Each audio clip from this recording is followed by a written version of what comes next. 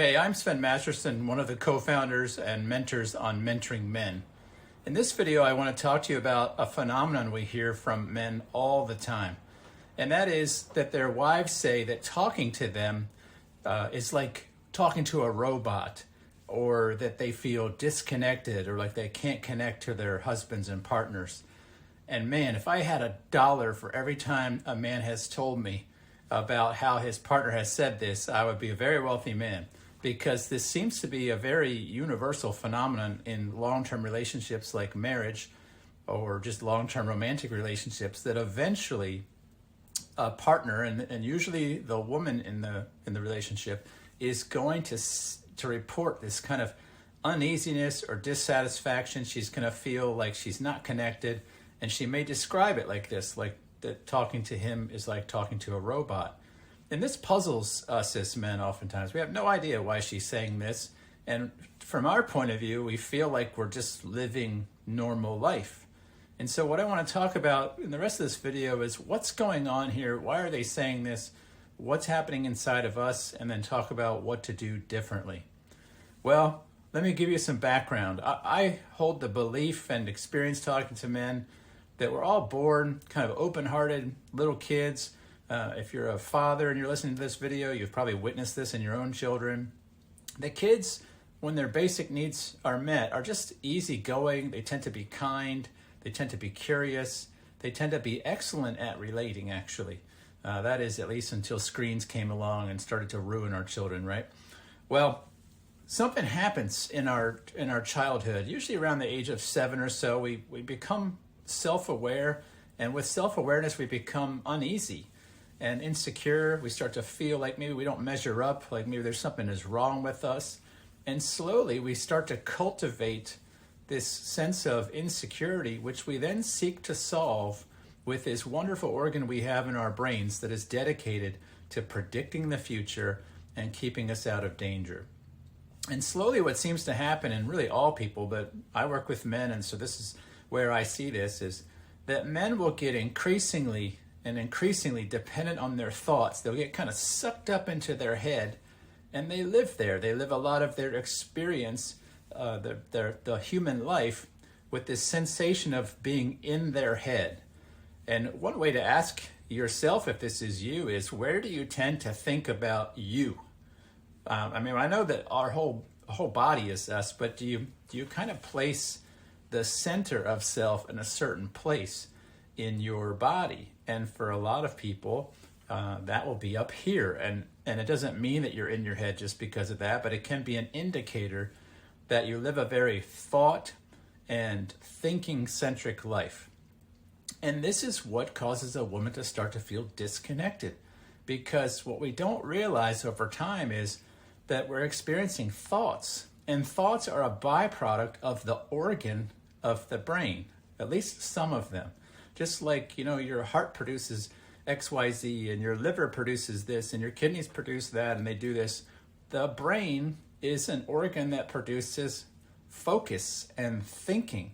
And so we kind of get pulled up into this way of living where we're just focused on what the brain is paying attention to. And as an organ that's dedicated to scanning ahead to make sure that the future is safe and to avoid danger, we can get pulled up in there.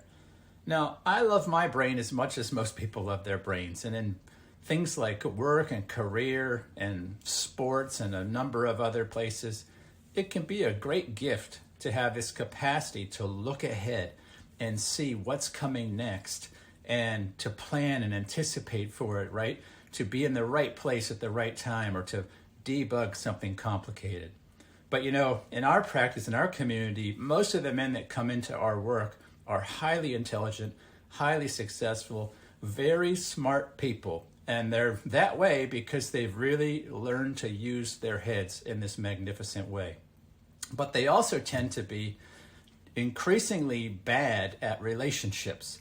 And I would suggest, from talking to so many men about this, that the reason for that is they have started to use their brain as the primary way of relating to other people, instead of this deeper part of ourselves, which I usually just call the heart, or being open-hearted, which is more of our consciousness, or if you're a spiritual person, you might call that your spirit. But it's not simply the thoughts of the brain. And women are exquisite at sensing a man who is up here, who's stuck in his thoughts, and they will generally object in a long-term relationship and complain in some way, saying like, hey, I can't feel you. I feel something that feels like a robot. It's my belief from talking to people that what a woman is essentially describing is that she's running into a relationship not with the true being, the true human, but his ego. And now we can talk about ego in a completely pejorative way, like it's all horrible. But I would say our ego is really the version of us we present to people that we believe will be liked and approved and that people will find pleasant. And so we have this facade that we create for each human we relate to that says, hey, this person likes it when this happens, or they have these opinions, and if I could just, get along with this person, they'll think well of me, and then I will feel good about me. And what's really going on here is that we're sensing our insecurity. So we present this false version of ourselves to other people, and we get so darn good at it that the people that we love the most oftentimes, which are hopefully is our spouse, they can't feel the true us anymore. And this is a big contributor to the demise or the destruction of long-term relationships if it's not attended to. And women, like I said, a wife is oftentimes very, very, very intuitive about pointing this out, even though it might not always feel nice the way she goes about it. And the reason she's saying this is because talking to the ego is a bit like talking to an AI-based computer system. It's a projection of, based on the past experience, what looks like the right answer here. And a lot of times we're experiencing actually a falsehood within ourselves. We're afraid to be our true selves. So we give an inauthentic projection of what we think a partner will like. Many of the same men who say that their wives say this about them, this robotic thing, also describe themselves as feeling like chameleons. And that's a dead giveaway that this person is living up in their head, and they're living in a different story, a different color, based on their context. And if you're a person that lives in a different context, in a different way in each context, this chameleon-like way, you are a person that lives in your head. Now, how else can you know that you live in your head? Here's a dead giveaway too, that most of your conscious thought is about some moment in the future, even if it's just seconds into the future.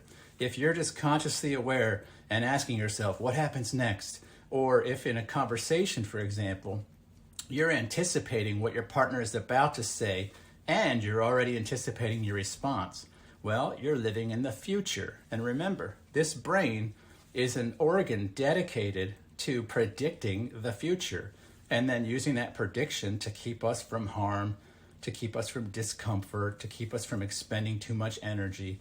And so when we do that relationally, we're actually not present with the person. We're not there with our just true, grounded, calm self. We're in the brain, which is looking for risk. It's looking to protect us. And in a relationship, when you show up that way, what you're actually doing is experiencing insecurity. And so the insecurity is what is causing us this need to be up in our heads, to present this ego to the person in hopes that we don't experience loss. And this really undermines a romantic relationship, because that falseness, the chameleon nature, the robotic nature that we're giving to a partner is not something that's pleasant to relate to. It doesn't feel quite correct to a partner, and they know it, and they object to it. Now, how else can you know that you're a future or a brain thinker? Another dead giveaway is defensiveness. That means that when people talk, whether they're accusing you or not, that you immediately get pulled into, what do I think about that? Now, we are so good at living in our heads that we think that's normal. We think it's normal to immediately look at something from our perspective and say, no, this is what I think, or to defend it. And it's not. It's actually a dead giveaway of insecurity and thinking insecure thoughts. And it's actually quite a relief in life to learn to let go of that. What are some other ones? How about this? How about explaining yourself? I used to do this so well. My family, my wife, everybody said, Sven, you should have been an attorney because you'd be really good at it, because you don't just explain yourself ad nauseum. You do it really well and to such a place that nobody can argue with you. And I used to take great pride in that until I realized that was all based on deep, deep senses of insecurity that made me feel like I was constantly up in my head.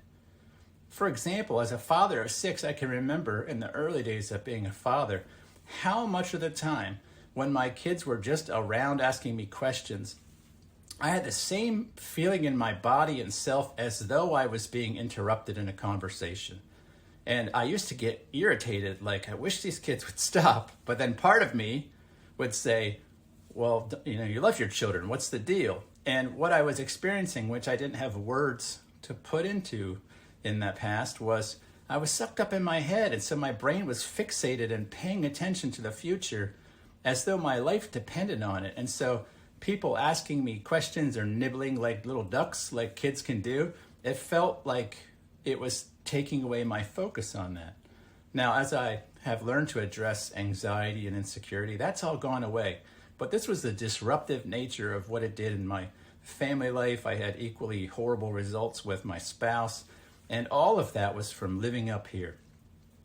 I'm going to suggest that all of this stuff that we do, that we live up in our heads, what we're really experiencing is insecurity and really anxiety. And when we have anxiety, which is, again, my suggestion is based on insecurity, we tend to then be up in our heads and on guard, hypervigilant, as some people call it, and we're looking to protect from the future. And so this can be a huge distraction. And I want you to think about these things, because if your spouse is telling you, hey, I don't feel connected to you, I don't feel like we're coming together, I feel like you're a robot, I think there's a very good chance that this is going on. And if you want to be bold enough to show your spouse this video and see what they think, maybe it'll open up some conversation for you. Now, what can you do here, right? What's the point of talking about all this if you can't do something with it? Well, there's short-term things that you could do to help alleviate it a little bit, and then the solutions long-term are more than I can unpack in a video. So let's talk about first short-term. One of the things that I routinely find to be reliable to get me out of my head and into my heart or spiritual self is simply expressing gratitude. Whether I verbalize it with my mouth and lips or not, but when I focus on gratitude, it seems to be that it comes from a different place than the brain. Now, I'm not a neuroscientist or whatnot, but I have good reasons for believing this, that the organ of the brain doesn't really have a reason to produce gratitude, and that comes from a more a place that transcends maybe one body part, and it comes from somewhere else. Either way, I routinely find that when I express gratitude, it pulls me out of my thoughts, and it pulls me into a place of appreciation, specifically appreciation for the present. This is the biggest gift for me, is it gets me back in the right now and out of this what happens next mode. The second thing I find to routinely be really helpful is breathing, breath work, just slowing the breathing down. There's lots of great apps out on the marketplace for this, and I'll let you figure it out which works for you. But really any kind of slowing down, a nice steady inhale with a steady exhale. If the exhale is a little bit longer than the inhale, that helps too.